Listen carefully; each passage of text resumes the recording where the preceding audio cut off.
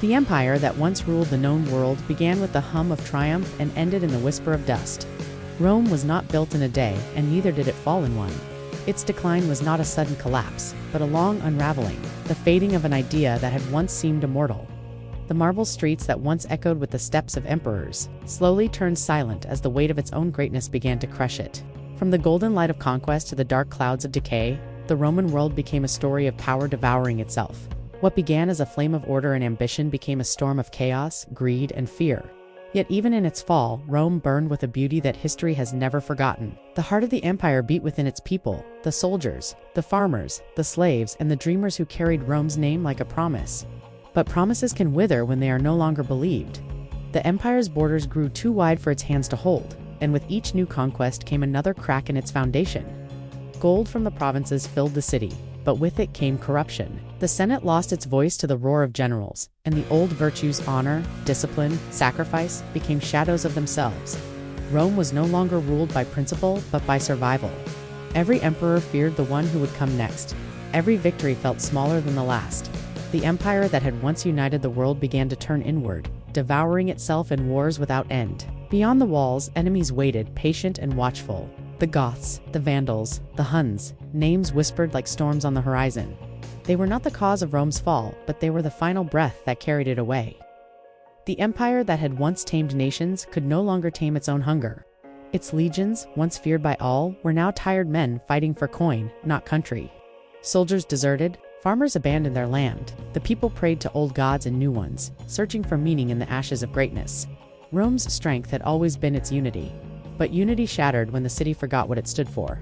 Inside the walls, the heartbeat of civilization began to slow. The baths grew cold. The aqueducts broke. The laughter of markets turned to murmurs of fear.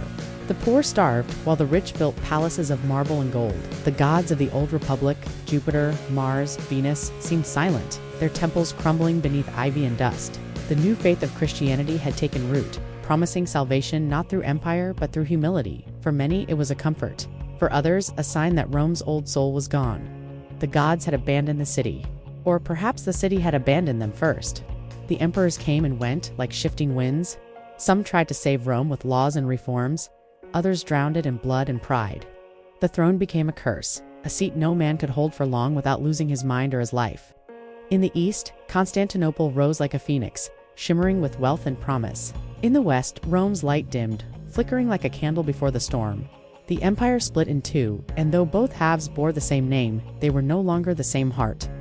The old world was dying, and even those who lived within it could feel the weight of its ending pressing against the air. And then came the fires. The barbarians poured through the gates, not with discipline, but with desperation. They burned what they could not carry, tore down what they could not rule. Yet even they stood in awe of the ruins they created. For centuries, they had feared Rome as a god among men, and now, standing in its ashes, they saw that the god could bleed. The statues that once stared down from marble pillars lay shattered on the ground. The libraries full of the wisdom of 1,000 years turned to smoke. The Colosseum, once echoing with cheers and blood, stood silent, a graveyard of its own glory. But even as the city fell, its spirit refused to die. Rome was more than its walls, its armies, or its emperors. It was an idea that civilization could outlast chaos, that laws could tame the wild heart of man. And ideas do not die easily. The monks who fled the burning libraries carried scraps of knowledge hidden beneath their robes. In the silence of monasteries, the wisdom of Rome whispered on, waiting for a world ready to listen again. From ashes, culture took root. Art, philosophy, architecture, the foundations that would one day build the Renaissance. The fall was not the end, but a transformation. The people who lived through it did not see themselves as the witnesses of an ending, but as survivors of a world they could no longer recognize. To them, it was not the fall of Rome, but simply life, as it had become unstable, uncertain, fragile. They watched the statues crumble, but they still lit candles. They heard the foreign tongues echoing in the streets, but they still prayed in Latin. Rome did not vanish in a single moment of collapse. It faded slowly like a sunset stretching across 1,000 years. Its end was not destruction but erosion, a soft, relentless wearing away of what had once seemed eternal. In the centuries that followed, the world would remember Rome with awe and sorrow. It became both a warning and a dream. The dream of power without corruption, the warning of pride without humility. Every empire since has looked upon Rome's ruins and seen its own reflection. Some saw ambition and sought to rebuild it.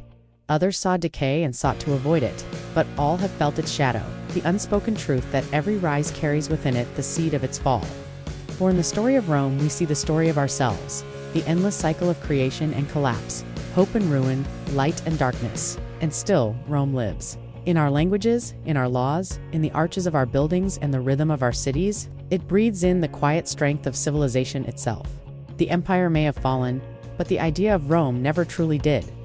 Like a flame passed from torch to torch, it survives in every dream of greatness, every vision of unity, every whisper that believes mankind can rise above its own chaos. The fall of Rome was not just the end of an empire, it was the rebirth of the world. And perhaps that is what Rome always was. Not a place, not a people, but a promise. That from the ruins of the past, humanity can begin again.